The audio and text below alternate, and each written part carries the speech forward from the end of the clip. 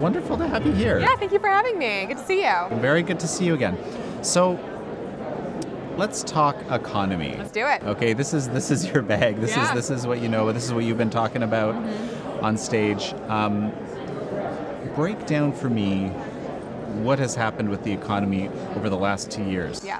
Well, it's interesting. Last year, I was here talking about tax reform at CPAC, talking about the law that had just been passed and signed by the president and what was to come. Now I get to come back this year and talk about, hey, look, all those things I said would happen, they're happening. It's a pretty good story to be telling for the American economy right now. So yesterday, we actually got some data that was delayed because of the shutdown, but it told us what the fourth quarter GDP growth was like in 2018, which gives us the full picture of how the economy grew last year. That being, of course, the first year where the tax cut was fully implemented.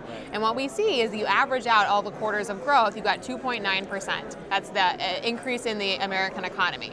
If you recall, throughout the recovery under Obama, 2.2% was the average growth rate that we saw in that economy. And the Obama economy, of course, when he had produced his budgets and his plans for the United States Congress, he had said, hey, we'll grow at 4%. We'll get there because of all of these policies. No, never mind that all of his policies included massive tax hikes, massive increases in spending, huge payments to our debt. He said the economy was going to grow at 4%. When President Trump produced his first budget, he said, hey, we're going to grow the economy at 3%. And the left went nuts. They said there's no way this is possible. The new normal is 2% and below. 3% is absolutely insane.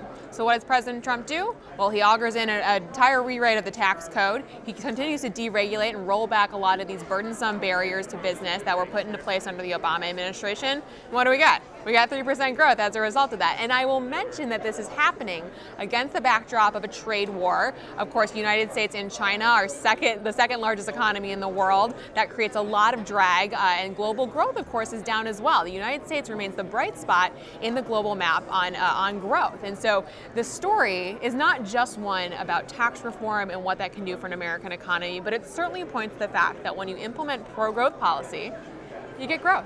And it's a great story to be a part of for the average American. That growth is showing up in workers' paychecks, and it's showing up for those workers at the bottom 10% of the pay scale. The ones who are benefiting the most are the ones who have benefited the least from our economy over the last 10 years. That's certainly a success story that we should be telling over and over again. It's incredible. It must be amazing to be someone working in economics and so forth, to make a prediction and then actually see.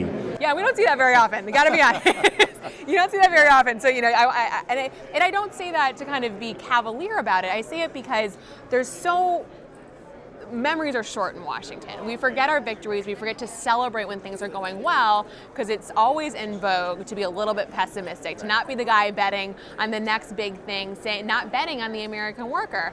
I'll take that bet any day, especially now that we've done the hard work on really reforming the tax code. There's certainly a lot of work left to be done, but taking that initial step, reforming the tax code for the first time in 30 years, was an important and crucial step to making sure that the United States can compete globally once again. Wonderful to have you here. Thank you Thanks for for having joining me. us. Appreciate it.